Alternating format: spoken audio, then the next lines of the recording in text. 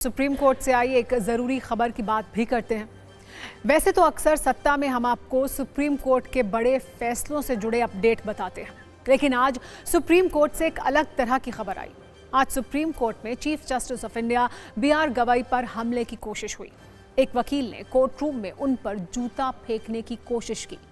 ये बताया जा रहा है कि एक वकील सुनवाई के दौरान सीजेआई के आसन के करीब गया, फिर अचानक अपना जूता उतारकर सीजेआई की तरफ फेंकने की कोशिश करने लगा। हालांकि वहां सुरक्षा कर्मियों ने वक्त रहते वकील को रोक लिया। कोर्ट रूम से बाहर जाते वक्त वकील ने नारा लगाया, ये कहा, सनातन का अपमान नहीं सहेंगे, जिसके बाद वकील को हिरासत में ले लिया गया। हालांकि बाद में सीजेआई के कहने पर उसे छोड़ भी दिया गया। वकील ने जो नारे लगाए, उसके बाद इस घटना का सनातन कनेक्शन खोजा जाने लगा। हालांकि घटना के बाद सीजेआई ने अदालत में मौजूद वकीलों से अपनी दलीलें जारी रखने को कहा। उन्होंने कहा, इन सब से विचलित होने की जरूरत नहीं है, मैं इससे बिल्कुल विचलित नहीं हूं, इन सब चीजों से मुझे फर्क नहीं पड़ता, आप लोग अपनी दलील जारी रखें। बताया जा रहा है कि वकील के पास सुप्रीम कोर्ट का प्रॉक्सिमिटी कार्ड था, जो वकीलों और सुप्रीम कोर्ट के कर्मचारियों को जारी होता है। सीजेआई पर जूता फेंकने वाले वकील का नाम राकेश किशोर है, जो दिल्ली के मयूर विहार का रहने वाला है। वकील की उम्र करीब 60 वर्ष है, जो सुप्रीम कोर्ट बार एसोसिएशन का पंजीकृत सदस्य था। 2011 में सुप्रीम कोर्ट बार एसोसिएशन में रजिस्ट्रेशन कराया था। इस घटना के बाद बार काउंसिल ऑफ इंडिया ने वकील राकेश किशोर पर कार्रवाई की है। उनका लाइसेंस सस्पेंड कर दिया गया।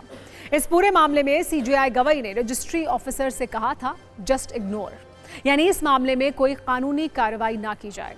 सीजेआई के दखल के बाद कानूनी कार्रवाई भले ना हुई हो, लेकिन सियासी बयानों वाला एक्शन जरूर शुरू हो गया। कांग्रेस की तरफ से किए गए एक सोशल मीडिया पोस्ट में कहा गया, पिछले कुछ वर्षों में सरकार ने स्वतंत्र संस्थाओं पर हमलों को सामान्य बना दिया है, असहमति की आवाजों को बदनाम किया है और डर फैलाने वालों को इनाम दिया है। आज की घटना उसकी सबसे खतरनाक झलक है। कांग्रेस नेता सोनिया गांधी ने भी बयान जारी किया, कहा कि यह सिर्फ सीजेआई पर नहीं बल्कि हमारे संविधान पर भी हमला है, क्योंकि सीजेआई पर जूता फेंकने की कोशिश के दौरान वकील ने कहा था कि सनातन का अपमान नहीं सहेंगे। इसलिए ये माना जा रहा है कि वकील कुछ दिन पहले भगवान विष्णु की मूर्ति की मरम्मत को लेकर सीजेआई गवई की टिप्पणियों से नाराज था। दरअसल सीजेआई ने 16 सितंबर को खजुराहो में भगवान विष्णु की खंडित मूर्ति की पुनर्स्थापना की मांग वाली एक याचिका खारिज की थी। इस दौरान उन्होंने याचिकाकर्ता से कहा था कि जाओ और खुद भगवान से कहो कि अब वो ही कुछ करें। आप खुद को भगवान विष्णु का कट्टर भक्त कहते हो, तो उनसे ही प्रार्थना करो। जिस जगह को लेकर आपने याचिका दायर की है, वो एक पुरातात्विक स्थल है, जिसके लिए आर्कियोलॉजिकल सर्वे ऑफ इंडिया की अनुमति जरूरी है। सीजेआई की इस टिप्पणी के बाद सोशल मीडिया पर अलग अलग तरह की प्रतिक्रिया आई थी। सोशल मीडिया पर बहस बढ़ी तो सीजेआई ने सफाई दी। उन्होंने कहा था कि वो सभी धर्मों का सम्मान करते हैं। हालांकि इसके बाद भी ये विवाद पूरी तरह नहीं थमा। कथावाचक अनिरुद्धाचार्य भी इस विवाद में कूद पड़े। सुप्रीम कोर्ट के अंदर सीजेआई पर जूता फेंकने की कोशिश पहली बार हुई है। इस तरह की घटना सीजेआई और वरिष्ठ न्यायाधीशों की सुरक्षा बढ़ाने की डिमांड करती है। ऐसी घटनाओं का जोखिम बढ़ा तो हो सकता है भविष्य में सुप्रीम कोर्ट के अंदर आपको अतिरिक्त सुरक्षा की तस्वीर भी देखने को मिले।